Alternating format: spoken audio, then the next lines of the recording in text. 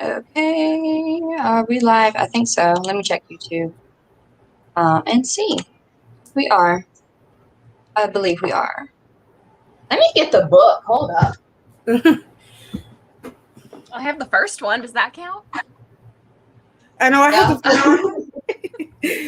I've only got this like proof copy. So, okay, yeah, it's live. We are live. All right. So I'm gonna give people a few minutes to actually like join the stream. But in the meantime, I'm going to go to another location because that's fine. Oh, look at this. Look, I've got like my little propagation station. Oh, how cute! For them to get roots, so I can plant them. They just hang out on my desk. Here's to praying that I don't spill this all over myself like I did last.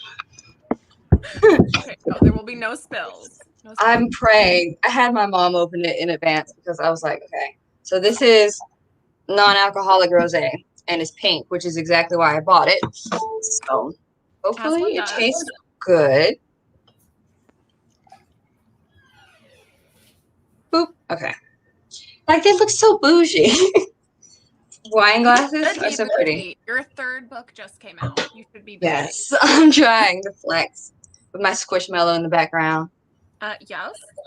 I've been getting a bunch of them from Costco now. Our giant Chewbacca ones.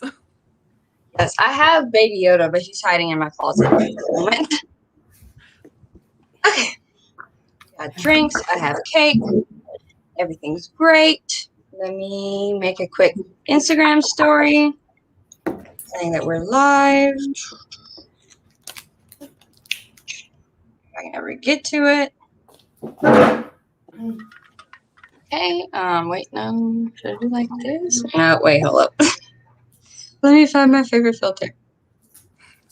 Okay. Hi guys, I'm going live on YouTube right now with 2 of my beta readers just to talk about my new book that came out today. So come join us. The link is in my bio. All right, there we go. So while we're waiting, why don't you guys just kind of introduce yourself, whatever you feel comfortable sharing. Do you want to go first or? Yeah, I probably should now. Okay, hi everyone. My name is Wisteria Rose. I am an independent author, and today we are celebrating the release of my 3rd book, Interlude Peripeteia, which looks like this mostly, except for the bar. Obviously, this was my proof copy. And I'm here with 2 of my beta readers who helped me make this book not a wreck. So thank you, both of you, because honestly, my betas are my favorite step of publishing altogether. You guys really helped me out a ton. So I brought them on today just to talk a little bit about the book and maybe some behind the scenes stuff that how we were getting ready while we were working through the beta process and everything. So if you guys would go ahead and like to introduce yourself, whoever wants to go first is fine. Britt, okay, I don't know why I'm so nervous. You know, I did this before, but I'm a little nervous. But hi, my name is Brittany. I am an upcoming author. I'm working on my first novel, which is coming along all right. You know, I've been going through a little hiccup for a couple months, but I'm back on track, and everything is just going smoothly. I can't wait till I receive the book, honestly. Even though I was a beta reader, I'm ready to put it on my put it back on my shelf. The story is amazing, honestly. It really is. But yeah, that's it. Okay, hi, I'm Rebecca. I'm one of Wisteria's beta readers and an amateur writer. I don't have everything published or planned. No. How these amazing ladies do it. It would scare me to death. And I'm just excited to be here. It's a great book. Thank you. I'm so sorry, y'all. You're fine. Gotta turn that down. Yeah, Rebecca's a great author. Don't listen to her. She's so good.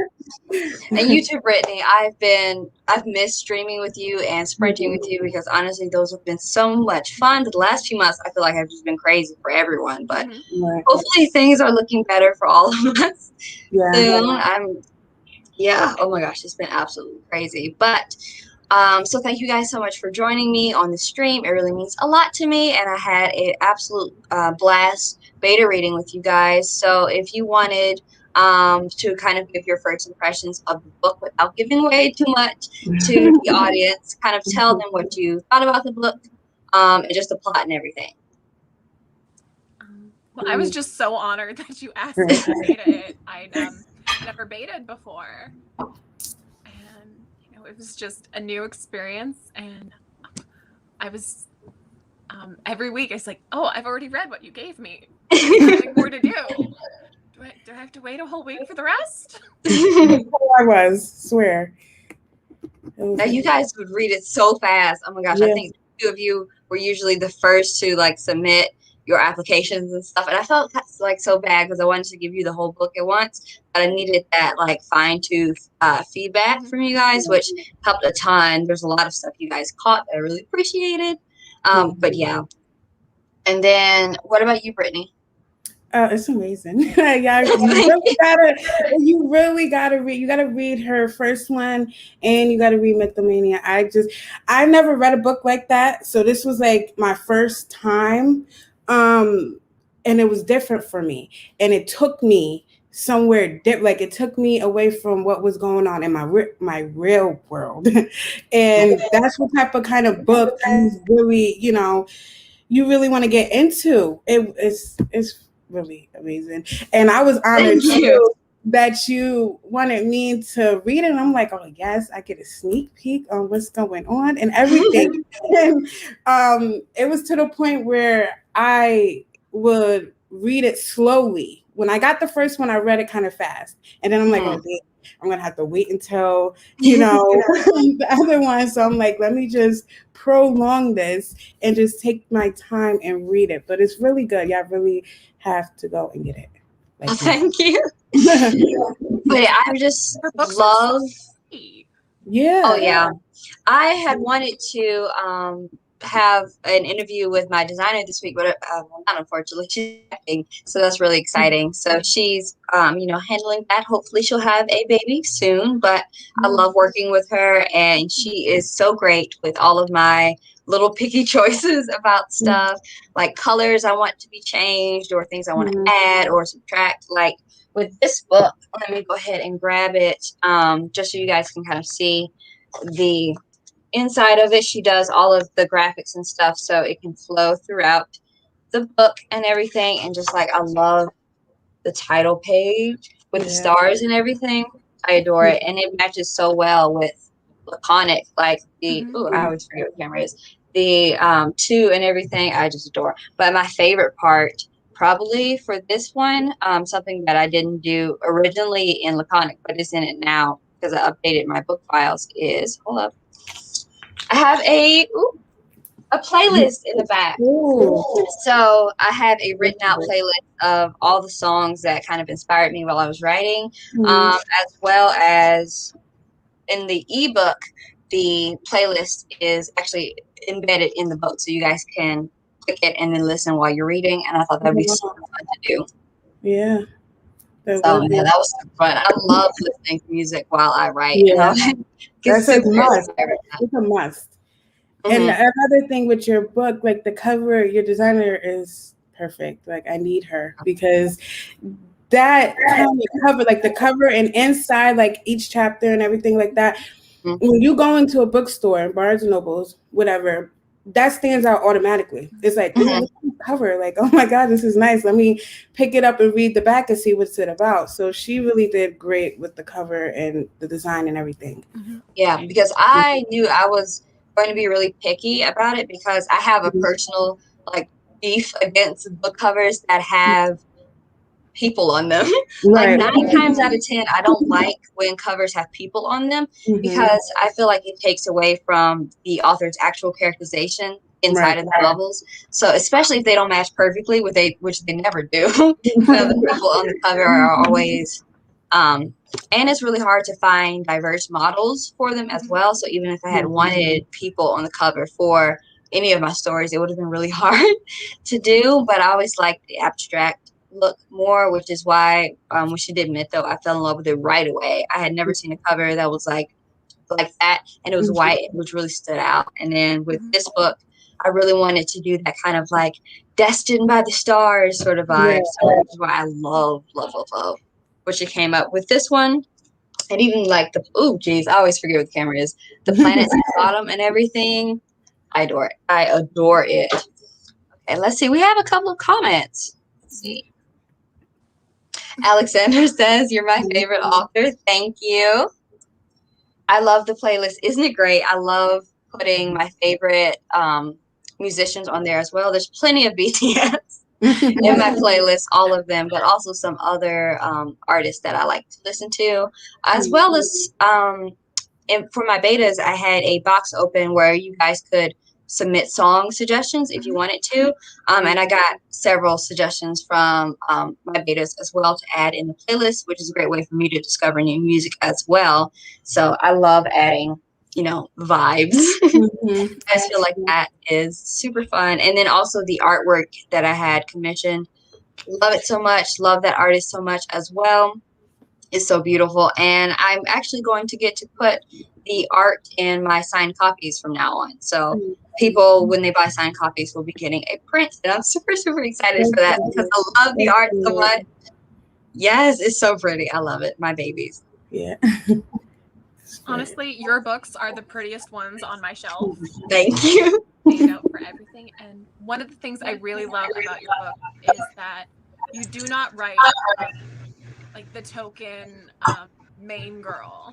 You fit a niche that isn't there in a lot of mainstream media and books. I can look at my my bookshelf and like, yeah, that's about skinny white girl, skinny white girl, skinny white girl. And you just write something different, and I love that.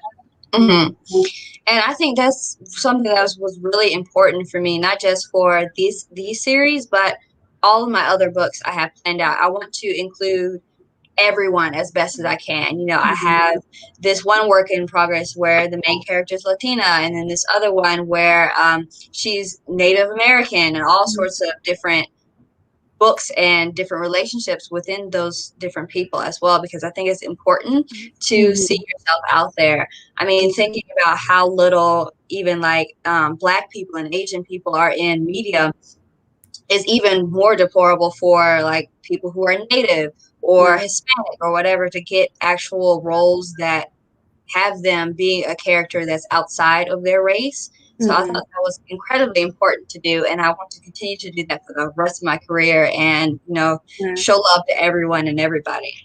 Yeah, that's definitely like I never when I read your book, when I first read it, and it was like with Koreans and stuff like that, I would have never thought it would be interesting, because I never read a book with it's always the same. The books that I usually read are always basically the same.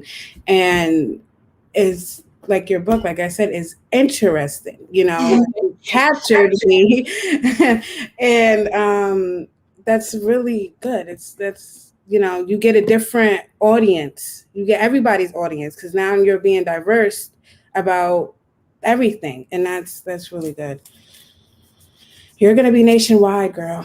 I hope so. Oh my God, that'd be great. That would be so much fun if I could just like wake up, roll out of bed, and start writing. That would be tremendous. But I think another difference that was important for me, like with my characters specifically, was having them be flawed and not in the traditional, oh, I'm a bad boy who doesn't know how to love, sort of way. I wanted them to actually have flaws, and there are teenagers, well, at least in Laconic, both of my characters are teenagers, and sometimes they do stupid stuff because that's what we excel at as teenagers, not, always doing the best thing. And then just knowing, my experience in high school wasn't the greatest, and I related to Venus in that sort of way, where we had very different lives, but still kind of didn't have the best time. So I wanted to really show that in her character, especially towards the later in the book, you guys know what I'm talking about.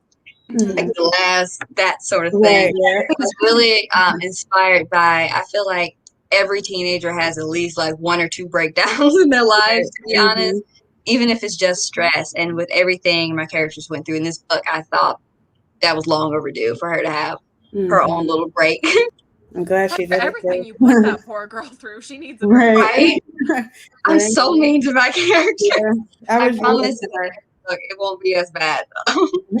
Finally, it won't be so bad for them. Somebody get that poor girl like a blanket and a cookie. Right. Yes, and she needs just. Oh my gosh! But a hug. Right. I swear to God, I was reading it and I'm just like, why? Like, I just want to go into the book and just hug her because why? Like, oh, I can't wait till the 3rd one, honestly. Yeah, I remember. For me personally, when I'm coming up with plots, I usually have like a couple of big scenes in my head and then write towards them. So for me, I know I wanted to put my characters through a much more, dramatic. Well, not. They almost died in the first book, so a different type of dramatic situation. And then I ended up writing what I did write, and then a lot of stuff I didn't expect, like the new side characters that are introduced. I hadn't planned them originally, but I had a bunch of fun writing them. And without giving too much away, I really love Janae and Jungi. They're super sweet characters, and they're really fun to write as well. And just have them interact, the main cast interact with people outside of each other, since the first book was so just Venus and Tan, and not very much of anyone else. I had a lot of fun talking and writing about the other characters too. Yeah. And you opened up more in the 2nd book, which was good. I don't know if I like this or not. I'm trying to decide, but I don't hate it, so I'm gonna have some more. What is it? It is non-alcoholic rosé. Oh, okay. So I had this, and I also have just normal sparkling cider, apple cider, just in case I didn't like this. But we'll give it a shot. This pink, I'll finish it off. Cider. But for you guys, Sorry, no. I was gonna say your side characters are another thing I love about your books, because they're not, flat. They're not just here and then. Like Charlotte. Oh, I hate her. They're so fun. I can't. She's so fun to hate. I really just want to smack her. Like, really, if she was a person, I will really just like, please get it together, because what is wrong with you? Yeah, that's why I had so much fun writing her, to be honest, because she is like not a good person, but she's so good at her job. She's perfect for what Venus's mother is looking for, and I feel like Charlotte reflects Venus's mother as a person as well, really well. They're both kind of similar, which is why I think Charlotte has had her job as long as she has had it, because Venus's mother used to go through it, assistants like the Double Worth Prada. There was a new one every 2 weeks. But she was really fun to write as a character. I'm glad she got to pop up a few times in this book. We have another comment. Don't get me started on Charlotte. I'm glad everyone hates her. She's really fun to me too. She's like the villain in the book. Honestly. Always prim and proper. And you know this. I tell you that every time. Yeah. I'm just like, can we kill her? I was like, in my head, I was like, when I was debating what like tragic thing I wanted to happen, don't worry, this isn't a spoiler. I was like, what if something terrible happens to like Charlotte? But I was like, nah, we need her for some of the stuff in the next book. So she's got to stick around, even if we don't like her. Right. Serve as the good old fashioned plot pushing forward. I love Charlotte though, because Venus will have just gone through something horribly traumatic, and there's Charlotte to be like, yeah, you have to do this, this, this, and this now. Have fun. Bye. Yeah. She's so quick in and out and in and out. Like, I can't. Honestly, I think Charlotte works harder than any of the idols in this book. Like, for real. She's always doing something on a plane somewhere, got a phone call somewhere. She has no life outside of her job. But for her, that works really well. Faith says she loves Venus. Thank you.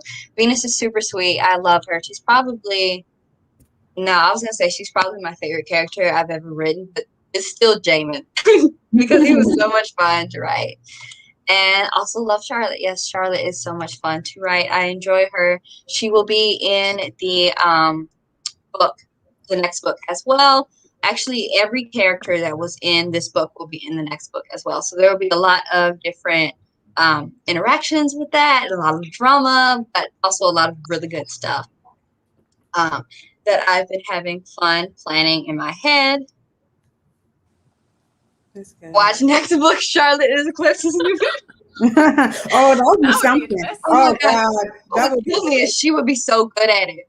She would be so good at it. Like, no one would ever disrespect Eclipse again, ever. She would have the job, but oh my God. The boys will hate her, though. Yeah. Oh my God. The boys would really dislike her. Yeah, they would absolutely hate Charlotte, to be honest. I honestly feel like everyone hates Charlotte except for Venus's mother. But the two of them can stay in their little island of being bad people over there.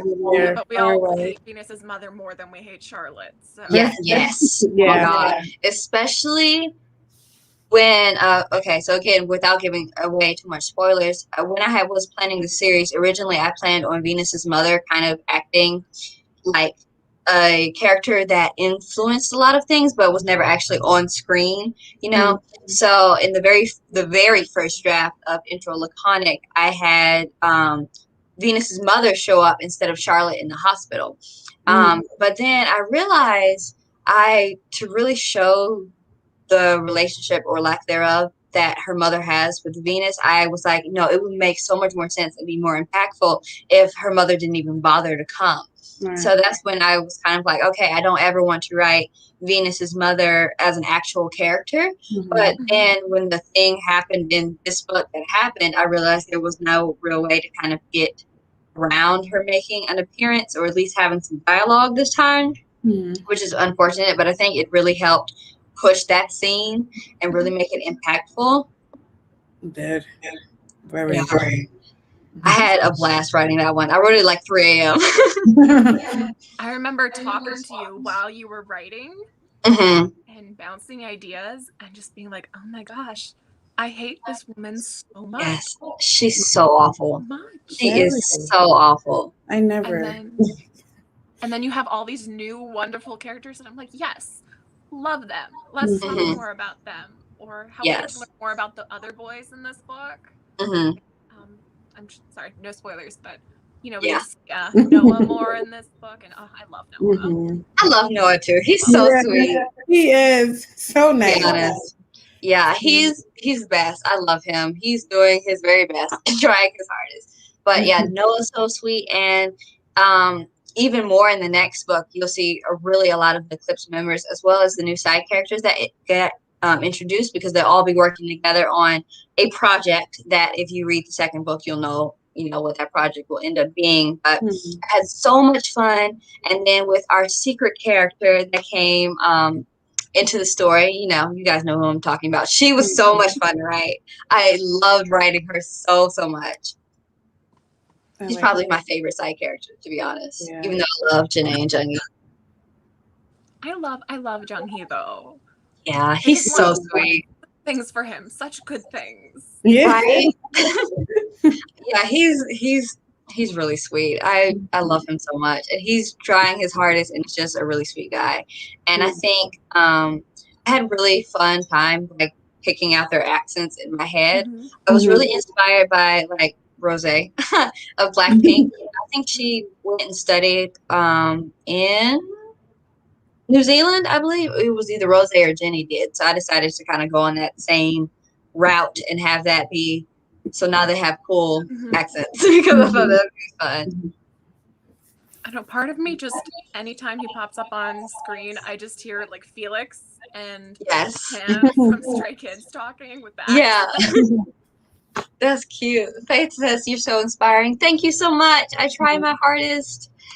It's been a ton of stuff, but I really, really love writing. And I will do it until the day I die, even if I never publish another book, which I hope I will, which I know I will, because if I don't publish the third book, my mother will kill me. She's so invested at this point. Right. I don't blame you. I would too. Because I have so many scenes. I'm so excited to write for that book. Like super excited. I've started looking at Pinterest to get inspiration photos because there will be a lot of imagery in this third book. I'm super excited. And then I was bouncing ideas about something very important with Rebecca the other day, and she had a wonderful idea about how the characters are going to act in this textbook, and I'm super excited to write that. It's going to be so fun and funny. Oh, I forgot about that conversation. Right? Yes. It's so fun. It's going to be so fun. I'm so excited for it. That'll be so much fun. I'm gonna, yes. But without giving too much away, feel free to be as cryptic as possible. What was your favorite scene in this book? I don't have a favorite scene. You don't have a favorite? The scene with the snowstorm, just the drama of it was my favorite. Yeah. That was a really good scene. I remember when I was writing that one, I was nervous that people would think like it was too dramatic, like she was doing too much in that scene.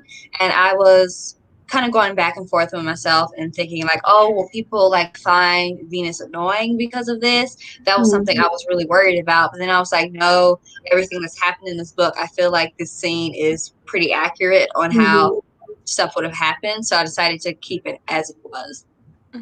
I like that scene too. I like that thing. I don't know how to really say without spoiling anything. It's just everything. It really you really have to get the book because it really it captivates you from the beginning to the end. So even if you didn't get the first one, you will have to get the first one in order to you just get both of them. All right, get both of them. I think when I was writing these two, it was kind of a little different because I live in Georgia. So the first book takes place in Atlanta. So a lot of the places characters went, I have been to before, or I've, been in proximity to. So it was easier for me to kind of be like, oh, Venus and Tanner at the aquarium or at World of Coke or at Disney World because I've been to all those places. But for this book, because it was taking place in Korea and I've never been to Korea, I had to do a bunch of frantic Googling about places that the characters would go and experience. Like, again, I'm not counting this as a spoiler, but when Venus and Tan go to the Trick Eye Museum in Seoul, that was a place that I wanted to go personally ever since I heard of it a few years ago. So I thought it would be really fun to have that included in the book. But then I also wanted to not include the same stuff that was in Mytho because I didn't want people to be like, oh, this is taking place in the same universe, because it's definitely not at all. So I wanted to kind of make as much separation between those two books as possible, given that they're taking place in similar places. That would be interesting though, if Mytho and Laconic took place in the same universe, and then Jaemin and Isla, the whole Jaemin would my be soulmate thing. So angry that he wasn't Isla's soulmate, like furious, absolutely furious. That would have been fun. Maybe one day I'll write kind of like alternative travels to those stories because that would be hilarious. Oh my gosh! Imagine if Jaemin was with Isla and then Isla met her soulmate. Warzone. Warzone. Oh god. His brain would explode. Yeah, he might actually kill somebody. That would be, oh my god. That would be really something else. I love that. But if they were soulmates, I feel like his obsession towards her would have been even more insane than it was, which is hard. Yeah. He would have been like, oh, but we can't, You ever thought about making a second book with Mythom? Yeah. I had briefly thought about maybe writing some travels or stuff about like what happens to the characters afterwards, because in the epilogue, obviously, Isla and Jaemin are married. They have their baby, and there's another one on the way. So a lot has happened, and a lot will happen. And I was thinking primarily about maybe having the story talk about Leo and how his mental health would go after all of this, because obviously he messed up majorly in that book. So, but then when I was thinking about it, I thought that maybe it would work best as just a standalone, but I probably will, if I ever get around to opening a Patreon again or something, write like shorter stories of glimpses of their lives, because I would love to write a Jaemin and Isla wedding scene, like an actual wedding. That would be so nice. That would be so much fun. Yeah. Or like, yeah, that would be a ton of fun to write. I love those characters, honestly. I do too. It was the first book from you that I read, and it was just like, oh God, I really like this. This is really a good book. Thank you. You're doing a re-release of Mytho, aren't you? Yes. Well, I actually already did it. So what I did was I realized my editor was trash, and Rebecca, thank God for her, helped me re-edit Mytho. So the story is still exactly the same, but like the grammar and punctuation and everything is significantly better than it was before. That was my biggest regret self-publishing the first time, is the editor I chose, because in the beginning it looked like everything was great, and then I realized like, no, there's a ton of mistakes, and I edited a ton of the mistakes out, and all of that you saw, Rebecca, was what was left. Yeah. So we went, and all I did was swap the book files out. So now Mythomania includes the fixed grammar and everything, as well as a playlist. And I think the first chapter of no, not the first chapter, and then the other books I've written in the back, and then Laconic, when I did to refresh it, I just added the first chapter of Peripeteia. So actually, if anyone bought Peripeteia in like the last month, they got to read not Peripeteia. If anyone bought Laconic in the past month, they got to read the first chapter of Peripeteia before it was out, technically, but I didn't advertise that, so no one knew. Wow. But yeah, so now I have that hook in there in case they want to read it. Latanya says she loves this story. Thank you so much. And I will write forever. Thank you for being here, Latoya. And Mythomania is awesome as well. I really love it. Honestly, it's my first book, baby. It's not perfect by any means, but I had a ton of fun. Now, something I've been wondering is, who is your bias in Eclipse? Be honest.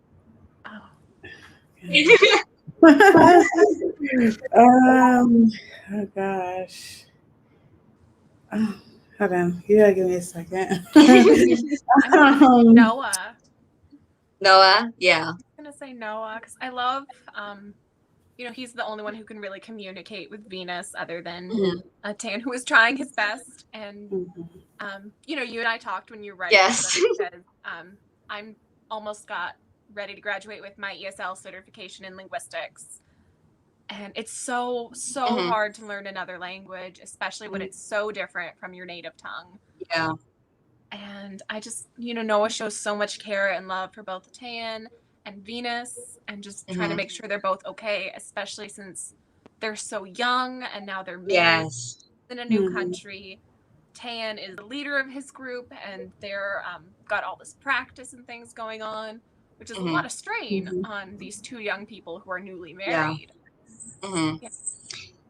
I really feel like Noah is a perfect example of a big brother type character, especially considering some of the events that happened in this new book, and his relationship shift with Venus.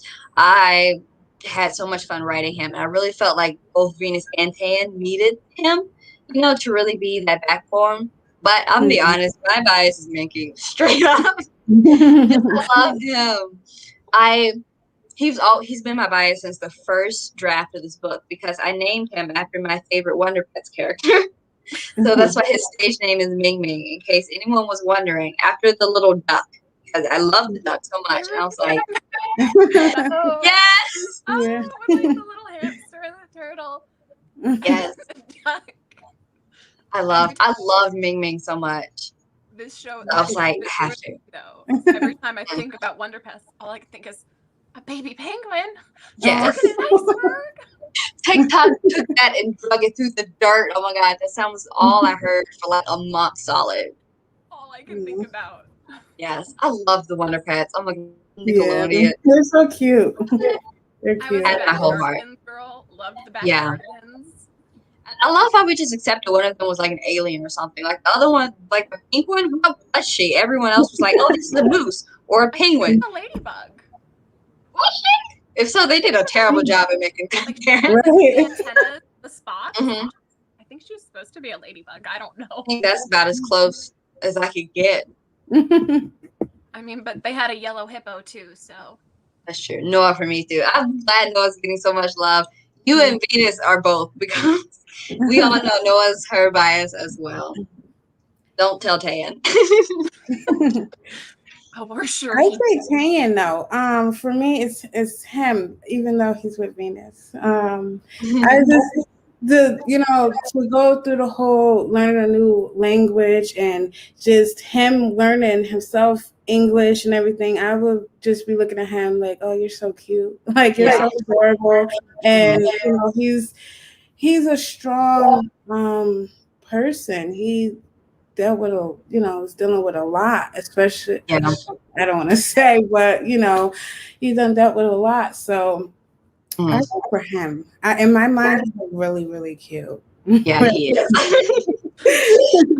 I just, I'm not sure if this is going to spoil, but you have this imagery very early on in the book where you describe him as a blue pineapple.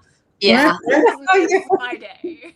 Yeah. It reminded me, I swear, isn't there a picture of Taeyong like that? I swear there is, where he has like the blue hair. Or am I making that up with the little pineapple? There's of Jin, where he's got like 3 hair and he looks like a something like that. I was like, I have to put that in because that was so cute.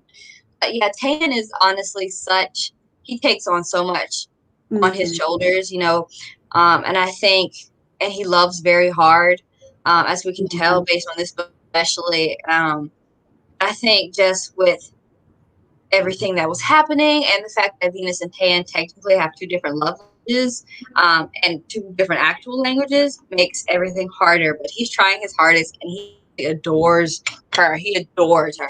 Mm-hmm. He really is trying. Like whatever. Is this thing I just want to say, but I know I'm just going to spoil it. But it was a scene, and Venus is like, she felt some type of way, and I'm like, you got to give him a little credit. He don't know. He's trying. And, that's all they both can do right now, because it's difficult for the both of them. They're starting something different, and it's different for him as well.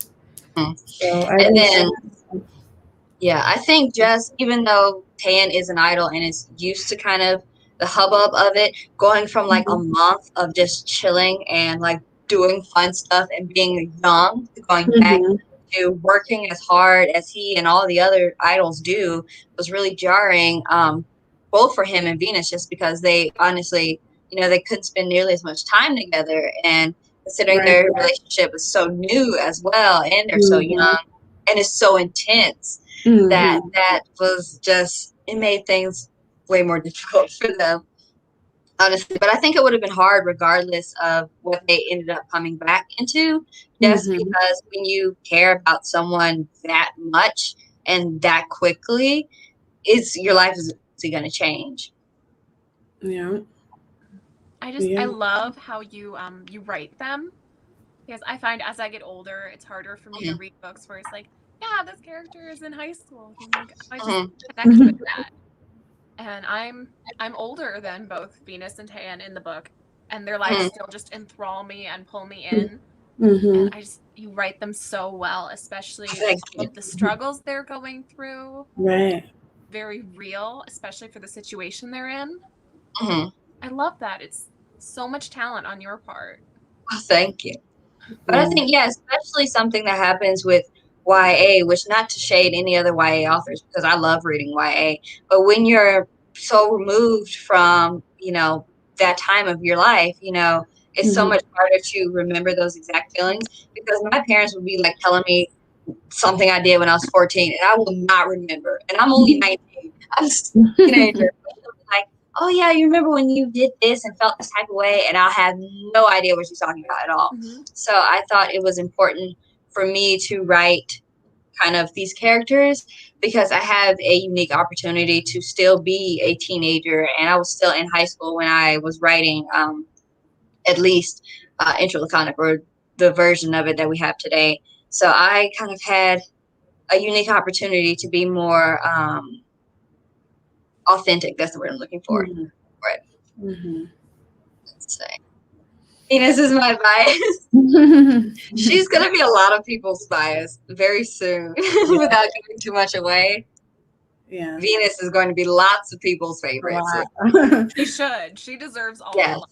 Right. Honestly, adorable. Cynthia says, I listened to the first chapter of your new book and it sounds really interesting. Can't wait to get my copy of it so I can finish reading it. Thank you. I hope you enjoyed the story as much as I enjoyed writing it. I love these characters, honestly. They are my babies, and I like to torture them a little bit, you know. That's enough to keep You things got to. Understand. You have to. Yes. Even though you feel like you want to, but you have to. Just a little tiny bit, you know. Like, it's always my favorites that I'm the meanest to. Like with Mytho, what was I looking for? Ujin got kicked down the stairs. Ujin is my bias. And also Don't Tell Jaemin in that book. And I was like, you know what? I should take my favorite character and do something awful to them. Shove him down the stairs. Yeah, just a few times. Just put him in the hospital. It's okay. It's fine. Yeah, yeah. So that book, it was like a roller coaster, like with me. Like I'm just like, oh my god. Then I wrote you, and I'm like, is this what's happening, or like what? Like, because I'm like, I went through a roller coaster with that. Yeah. There was a lot of theories with Mytho too, because I was publishing it on Tumblr like as I was writing it, pretty much. So and at that point, people were like super interactive and stuff, so I would publish like twice a week and get a bunch of asks and comments and everything, and I was so excited about it because really everyone helped me kind of push the direction I wanted things to go in, and I don't think very much changed from the Tumblr version to the published version, except the ending. I kind of rewrote the ending to be different, but I had so much fun writing that book and being so mean to my characters. I remember the scene where Isla comes back to Korea, like of her own free will, the first time, and Jaemin is in the practice room singing to himself. That scene, I wrote it originally as a cliffhanger, that chapter, and my mom reads all of my stuff, and I sent it to her, and she got up from her room, came to my room, opened my door, and started shaking me because she was like, "Why didn't you leave me like this?" She was so mad. That was so funny. Oh my gosh. I love my characters, right, Charlotte? I hate Charlotte, for real. She's awful. The nicest thing I ever did for Charlotte was name her after Tiana's best friend from Princess and the Frog. That's who I named her after. Because to me, she kind of looks like that. I can see her like that, too. I love that movie. Yeah, mine too. I loved it when it came out, especially. Yeah. I went to the movies to go see it. I took my goddaughter, and we went to the movies, and we end up going again. Usually with cartoon movies, it's just like, okay, you got the ones on Netflix and stuff. But with the Princess and the Frog, like, I actually like the songs. I know some of the songs and stuff. And it makes me want to go even more to New Orleans. I always wanted to go to New Orleans. Oh, I love New Orleans. I've missed it. You've been? Yes, I've been several times, actually. Oh, wow. I love it so much. Creole food is my favorite food, like, period. And when we go, I always love to get the beignets and eat alligator on a stick. And it's just, everything is so much fun. And I love New Orleans. I haven't been in a long time, though, especially because of the pandemic. But we usually end up going maybe once every 2 years or so. I love Louisiana. And I remember, I think I was 8 or 9 when The Princess and the Frog came out. And there hadn't been a Black princess before then. So I was always Jasmine, Princess Jasmine. And I was so excited. I had a Princess and the Frog bedspread and dolls and everything. And I was so hyped for the movie. And I just love the location they picked well. Yeah, I never been to New Orleans. I always wanted to go. Yeah. I'm gonna go eventually, but that scene, just like it gotta be. I seen something on Facebook, and it was like somebody was on there. I think they were on the hotel, and they were on the balcony, and somebody was. It was like a little band across the street. It was raining. And they were playing music and everything. I'm like, this is just so me. Like, I have to go. And the French Quarter is beautiful. Yeah, that's I love it. I watched the originals. And that, oh God, it just makes that also. And I'm like, I have to go to the French Quarter because, it's just a must. The food is so good. And Cafe du Monde, love it. The beignets are so good. Oh my God. There's always a line, but it's worth it. I'm sorry. I'm still trying to wrap my mind around alligator on a stick. Yeah, it's so good. It sounds.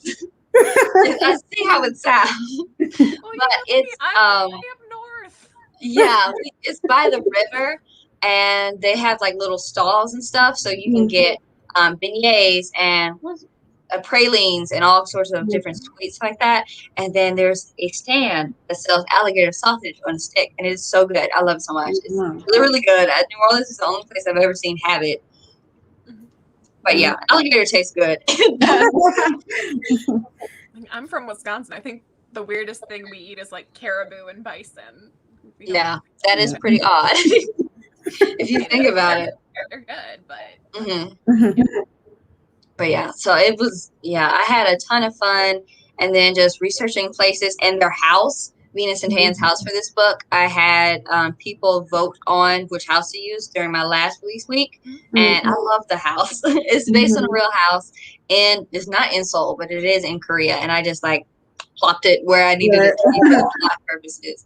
But I really liked symbolically it as well, because if you read the book, the house has a lot of glass in it as well. And it kind of reminded me of, I don't know if you've ever read Twilight, but the vampire's house is made of glass.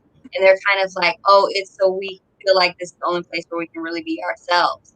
And I was like kind of running with that as well with this book. I don't know if anyone picked that up, but that's my inspiration for having their house be the way it was. Also just because it's a cool looking house.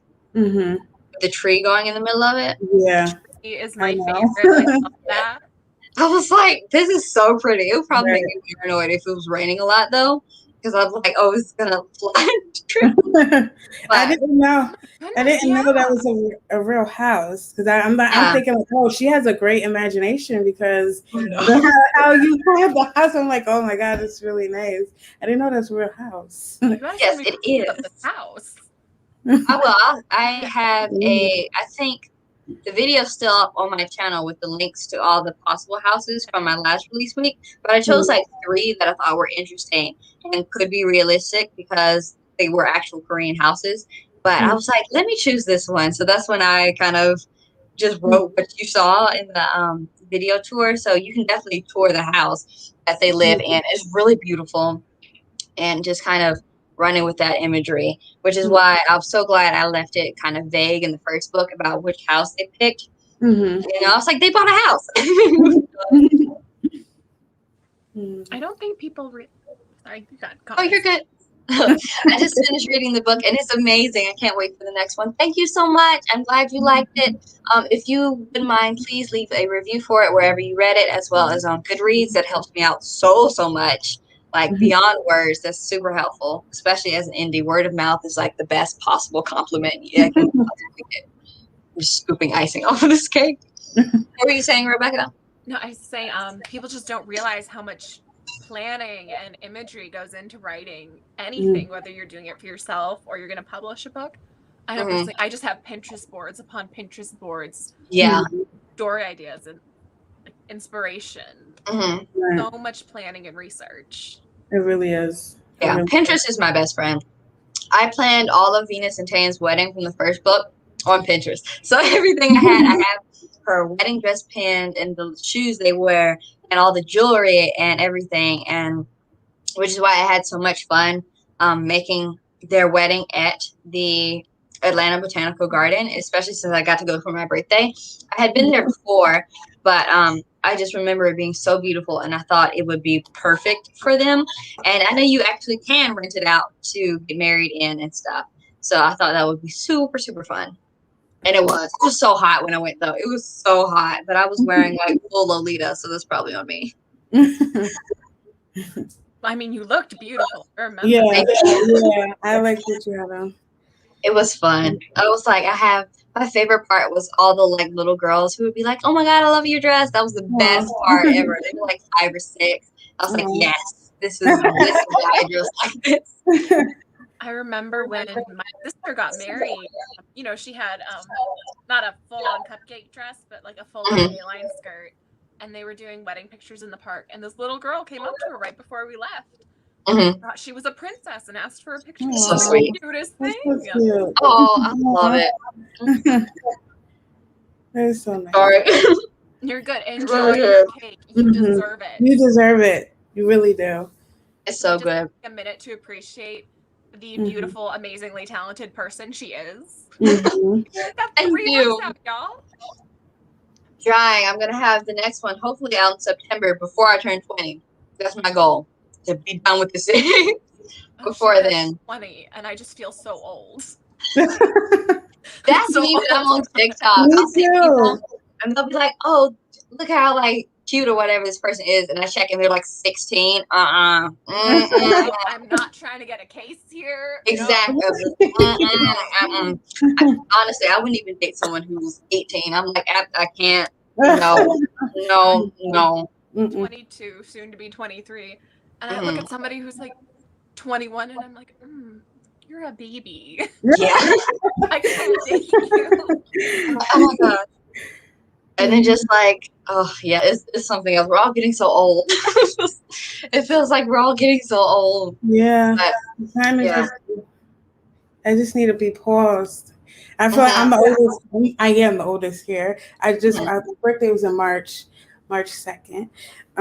Happy belated birthday. Oh, yes.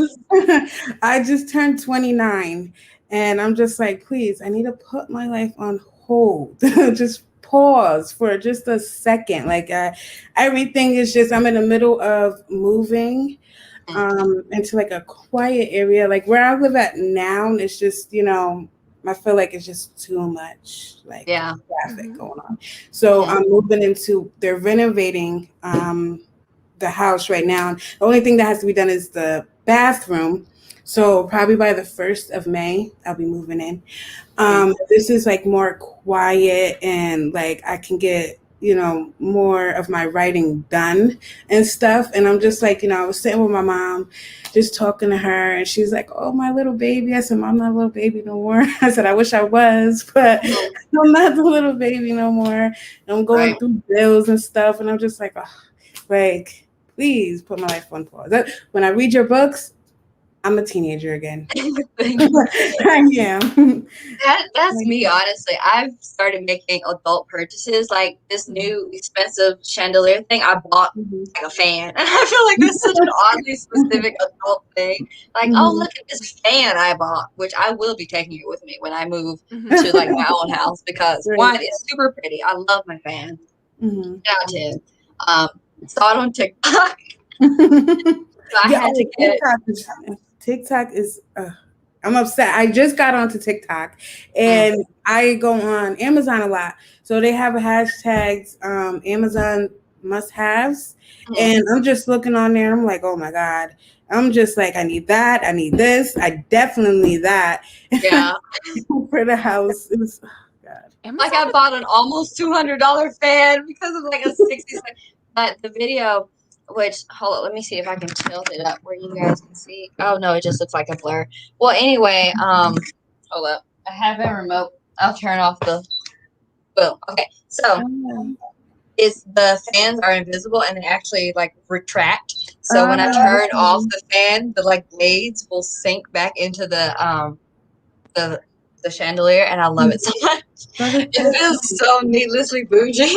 I love it. Let me see. Let me fix the lighting again. Hold up. Okay, it could be worse though. My My brother-in-law, before he started dating my sister, only shopped at Brooks Brothers, which was far above his means. Mhm. And now he owns like sweatpants and shorts, and we're like, yay! It's still bougie, but yay! Right. I swear this man does not leave the house with that hat on. Yeah, that's my dad. Yeah, we've transported to the 1950s. He's got a whole collection of these hats. And the fedora. Oh my gosh, he doesn't. It has a name. That's so cute. Yeah. Hold up, let me get someone to say hi. I know he wants to be. Hello. Soba. Please be Soba. Yes. Oh, Chubby, my baby. Say hello. He looks fake, honestly, sometimes. I just I love Shoba. But yes, I figured he would say hello. He's 2 now, which I know, I feel so old. I was like, I got him when I was 17. He said, my baby. Still have Toro, and Toro's a puppy still.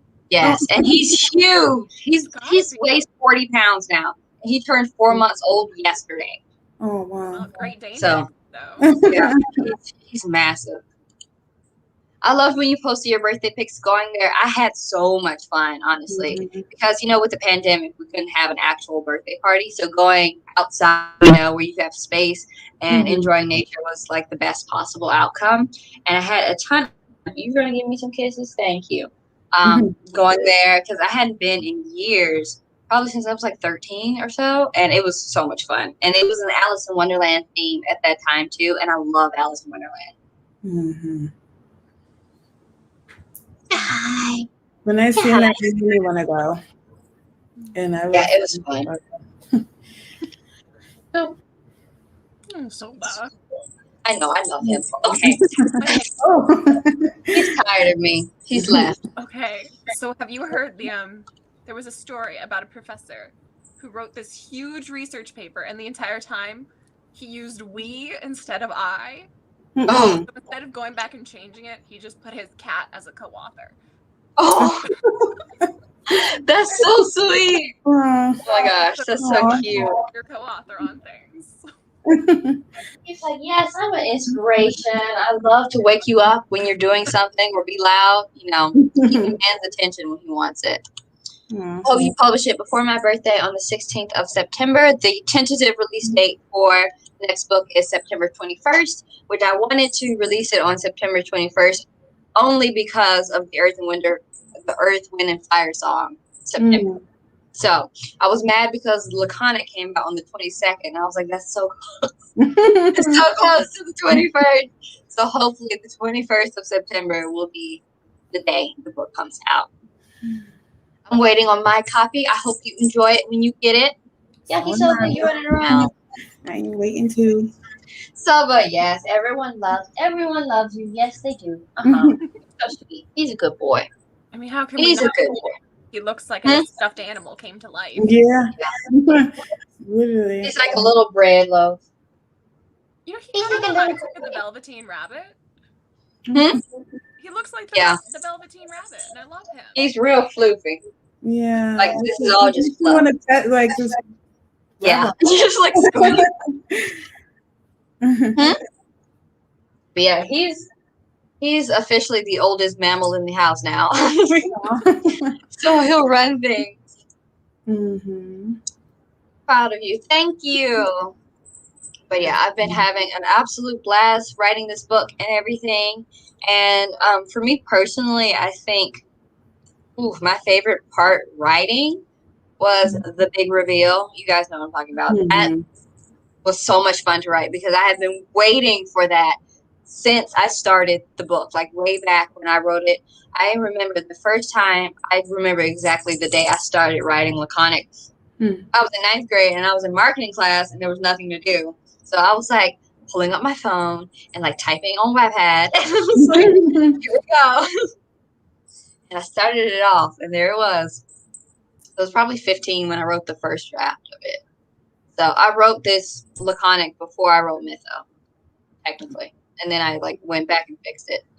I actually thought I was never going to do anything with this book, to be honest with you. I was like, whatever. Here we are, 2 books in. Yeah. You're doing so good. I'm trying my hardest. You know, It's so that's easy. how Jane Austen wrote her books. Mm-hmm. She released Sense and Sensibility first, but Pride and Prejudice was written first. Oh, that's cool. I think. I didn't know that.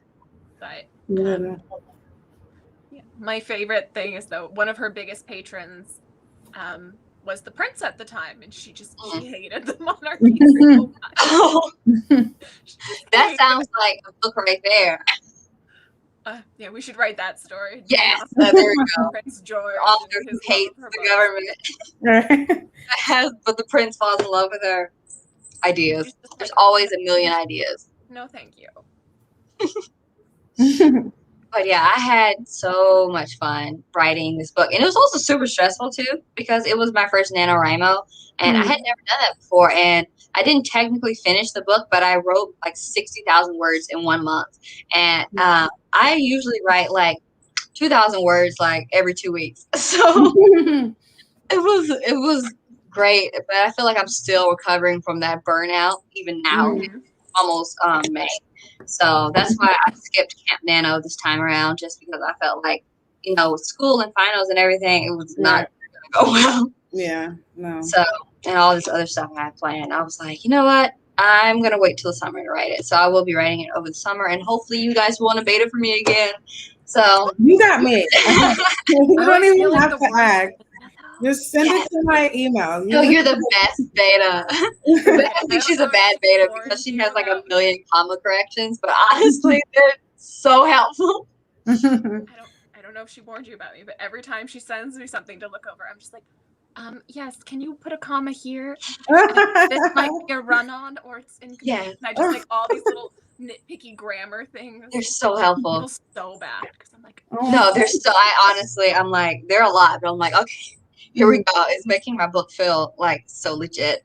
Like for me as an indie, I hate the stigmatism that, indie books are less great, than normally published books, because people expect them to be low quality or not edited or have.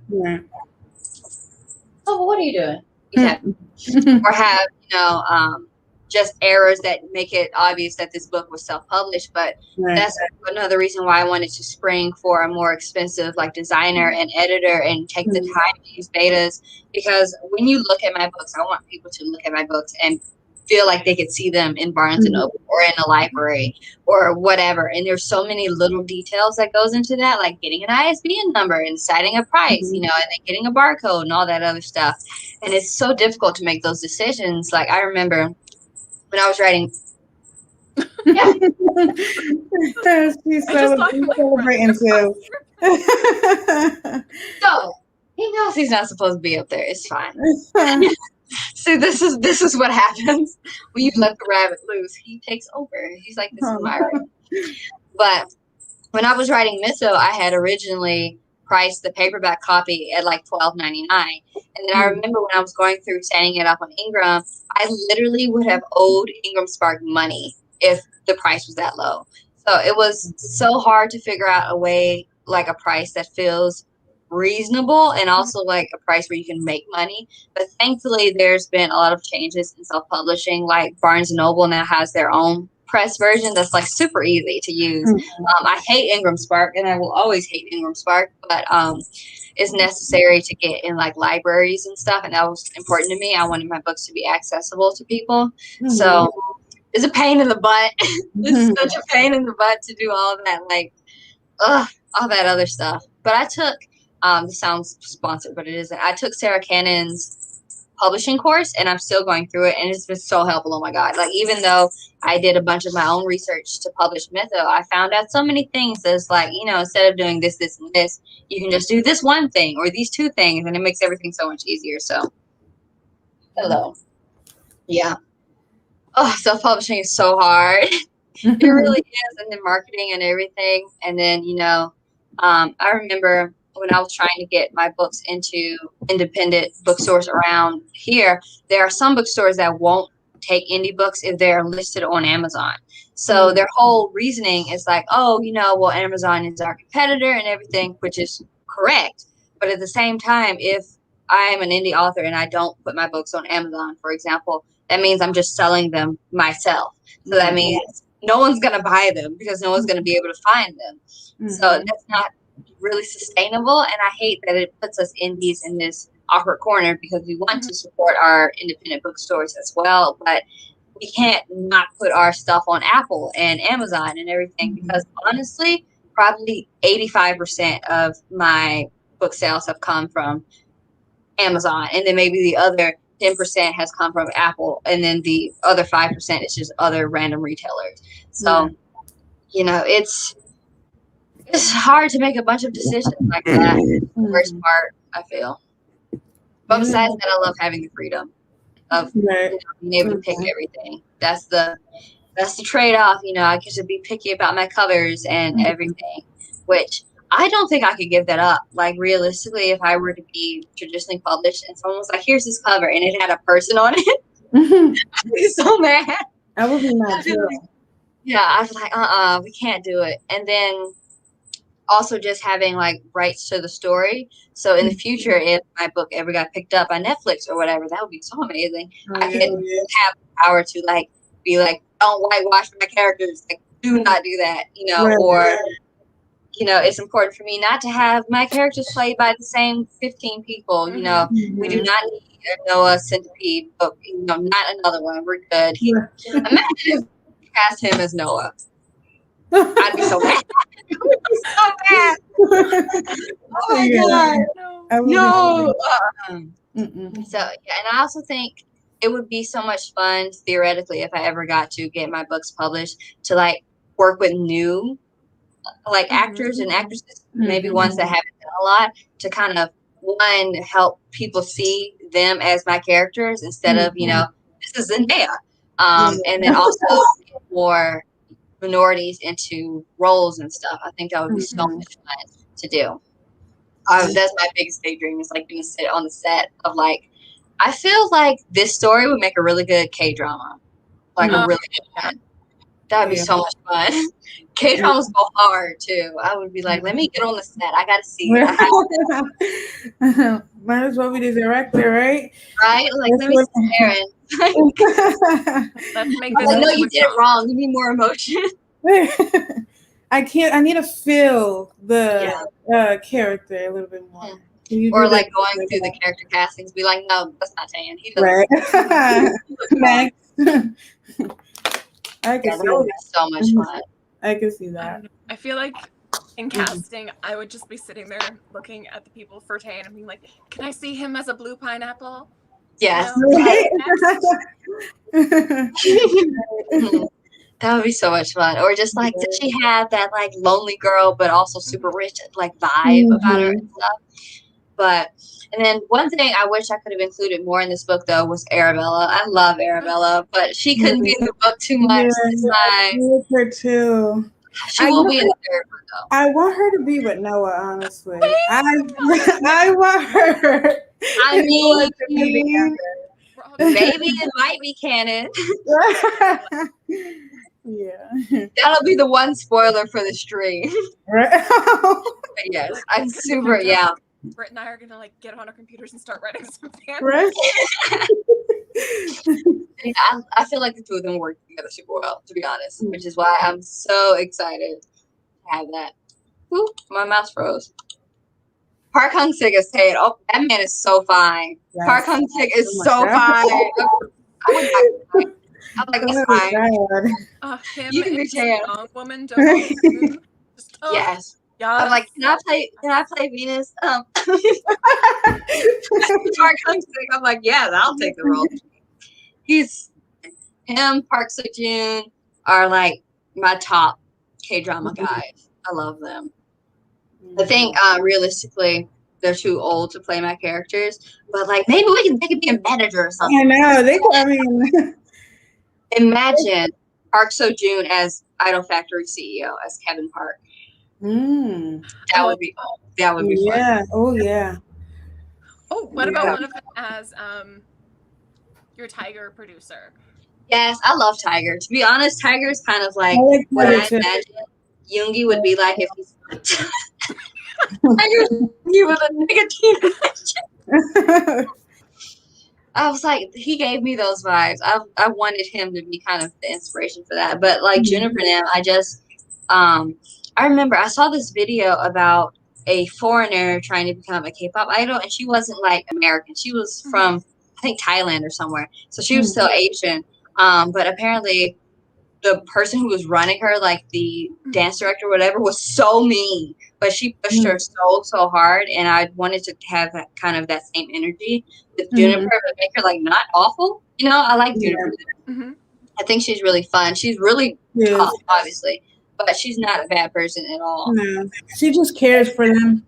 Yeah, and she's like, you gotta get it right. Right. So talented. I just had the weirdest thought for, I don't know, just like some part of me is like, what if Taeyeon had like an Ollie London sort of person he was just trying to be? No! I told you it was a weird thought. It was a weird thought. Don't speak him into existence. He's been like commenting on all these random like Asian TikTok boys. Oh my god, it's bad. It's bad. We don't need. Cam would be so freaked out. And then Venus would be like, "Don't worry, baby. I got a real restraining order." Like, don't worry, we have a restraining order. Right. Yeah, I'm allowed to step fine. the It's country. fine. Oh yeah, not oily. Oh my gosh, I feel like he keeps getting worse. And he started to look really oily too, like recently. Oh my gosh. I've seen the drama where he's like, "I'm gonna be a big hit artist," and we're all like, "No, honey, Right. no." I'm like, someone keep tipping away from him, please. Punch you out. Yeah, and then he makes also TikToks, and then like speaking Korean and actual Korean people's reaction to them. Pronounced Kidding me. Are you eating something? You found I a am snack? clearly very, very white. Yes. Oh my god, it's bad. But you know, I'm a linguistics major, and I have a deep respect for all of these languages, and I'm trying to learn Korean on my own because I might go teach there. And just hearing him butcher this like, oh.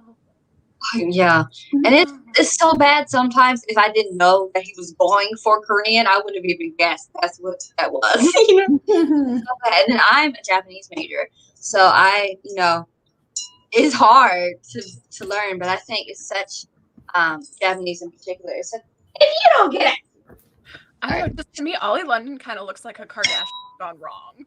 Yeah. Oh my god. Soba was eating the cake top. Like the glass. But there's not even any cake in it. He's like, I'm trying to celebrate too. So bad. Do you want a little? Come here. Want a little snack? Come here. No, he's not paying me any attention. He's like, no, I'm good. He's like, no, mom, I have things to do. Yes, including sitting here and glaring at you. But yeah, and then something I considered was Venus getting like a cat or something. In this book, I was like, nah, she got too much stuff going on already. Don't worry about it. This poor girl. Take your time. Yeah, I love her, honestly. She's got school. She's got a new language to learn. She's got a husband. She's got so much going on for a cat. I cannot imagine being 17 and married. First of all, I don't know what I was doing when I was 17. Yes, I do. Trauma. I was having trauma when I was 17. Trauma. Yeah, that's what I was doing. Just being sad all the time. Venus is like moving countries, owning a house, getting married, being a soulmate, stressed out of her world. Like, oh my gosh, I can't. Poor girl. Honestly, she's doing good to have lasted as long as she has. Poor girl. Not trauma. Yes, trauma. We all love it. But yeah, and then Taeyeon too, because I'll confess. In the original very first draft, so when I was writing it, I think I was 14 or 15. And at the time, Venus was 16 and Taeyeon was 19. And then he turned 20 and she was still 16. And then when I was young, I was like, oh, that doesn't seem like a problem because you're a kid and you don't know better. And then I was like, oof. And I was like, let's fix this. I mean, my parents were 15 years apart, and that still freaks me out. Yeah. My dad was closer in age to his father-in-law than his wife, and that freaks me out. Yeah, I was just like, I'm like, we're not doing that. We're fixing it. But also, that's why I don't believe when anyone's like, oh, yeah, I'm in college and dating a high schooler. Like, what? No. Mm-mm. So, illegal. Yes, and just creepy. Like, even if it wasn't, I'm like, you are a baby. I just, So are you getting into something? Coming back from downtown Milwaukee the other day, and I just saw this gaggle of teenage girls on the street, and I was like, ooh. Hold up, he's found a bag of goldfish. Yeah, so. If you know. Okay. Crisis averted. You're so bad. Yes, you. Yes, he's like a toddler, honestly. I love him, though. But yeah. What were you saying? Rebecca? Me? Yes. I honestly don't know anymore. Oh, yes, I was downtown, and my mom and I were picking up lunch because we just gotten our shots. And we're waiting to do our curbside pickup. And there's like this group of like 15, like 12-year-old girls. Like, no, be gone from the creatures. I was like, And like teenage boys. No. I remember earlier this year, I was like running an errand with my mom, and then there was these teenage boys in a shopping cart, and they were going and like, I think it was like a rope or something, and they were just like tying it around the shopping center. And I hopped out of the car, and I was like, I'm about to fight these teenagers. They were like, I was like, what are you doing? It's I act like I say this like I'm not a teenager. I remember it was last year. I was walking down from my campus to pick up the dog that I dog sat. I was going to take him for a walk. And this car of teenage boys passes by, and all of a sudden I just hear, damn, mama, you thick. Oh, God. No, thank you. You are all babies, and I don't appreciate being catcalled, so no thank you. Go away. That is, oh my gosh. Yeah, teenage boys are. Yeah. They're a menace. I'm like, where's your mother at? Like, you know how old I am? Like, where is your mother? I cannot stand like when guys do that. I feel like it's like really disrespectful. And it's just like, do you want me to teach you how my mother taught me to be respectful? Because like seriously, like why? Like why would you even say that or do that? I was like this close to getting into a fight with him. I was like, today's gonna be the day. I will pick you up. Like I am 5'1" of pure rage. Tick me off. I will do it. Yes, I was like, it's time. You gotta go. But I think we've been going for almost an hour and a half now. So if you guys want to say kind of any last words about either your experience or the book or whatever, feel free to go ahead and add it in.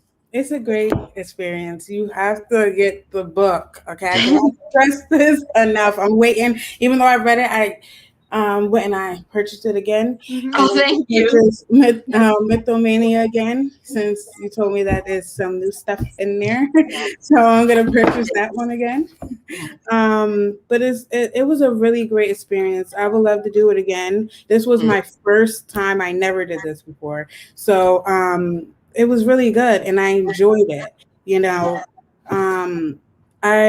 I was excited about you streaming and stuff like that. So before you had told me, I'm like, you know what, I'm gonna put, because my planner is I'm gonna put the whole week something that represents or kind of looks like I had posted it on Instagram, but I had found like at Michael's, and I had like a 20% code or whatever. They have books like this. Have like yes, that's like, perfect. It's just like they are that's so cute. Yeah. I love it. I love stationery. I'm a sticker. Yeah. They're so nice. I'm like, I seen the girl on here. I'm like, ooh. Like, yes. Yeah. Like everything. They have that one, and then this one really, like with the that's so pretty. Yeah. And I'm like, the whole week I'm gonna put it for to represent your book and stuff like Thank like you. the stars and stuff. It's like really nice. Like you inspire me a lot.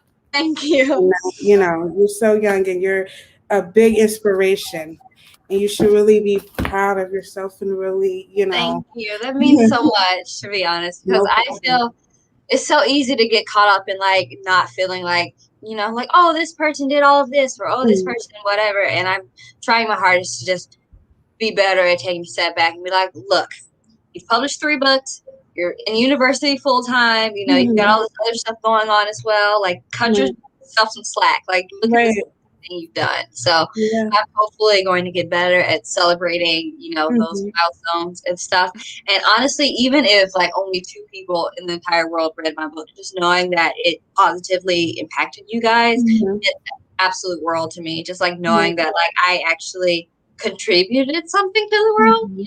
it Right. feels so amazing. And you guys both did so wonderful as betas. I know I asked y'all like so many questions.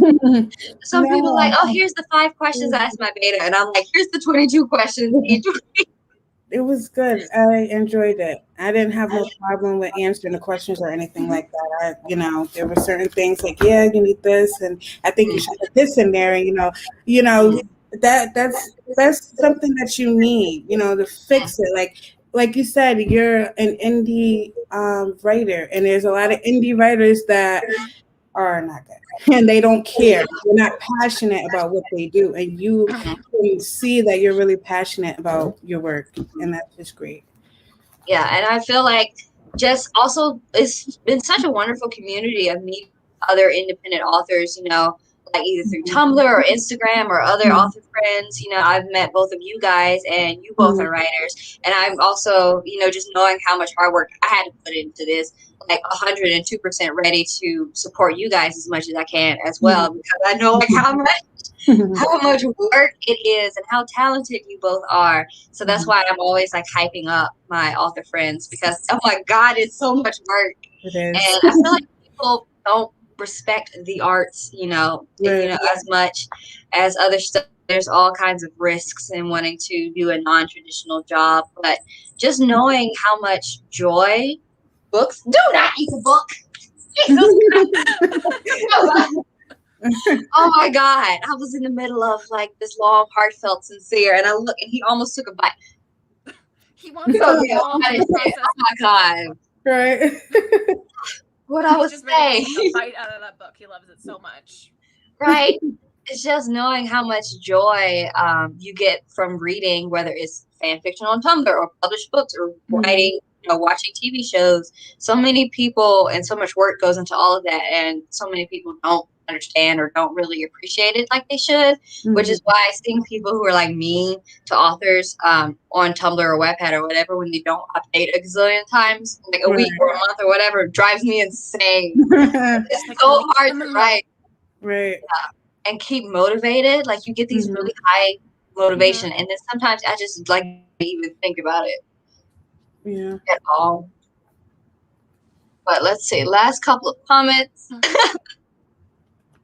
I would do it. I'd do it via letters. You tell me, Write a give book me a about couple my hours to get my Yeah. affairs in order, and I will come down to Atlanta and I will help you beat them up. Yes, bail me out. Right. Honestly. The best thing I feel like about me graduating last year in 2020 instead of this year is the fact that I don't have to be in school with all these people saying that the virus is not real, because I would have legitimately been in a fight by now. Like already would have been in a fight, thrown some hands. I can't wait to get my copy. I can't wait for you to get it either. It makes me so happy knowing that there's like my books out in the world randomly somewhere. Oh, thank you so much. Thank you for reading, and thank you for being here. And thank you, of course, Rebecca and Brittany for being here. You guys, I have a lot of other events going on this week. I have a YouTube video coming out tomorrow, and then I'll be streaming by myself on Thursday, starting the newest book in the trilogy, the last book.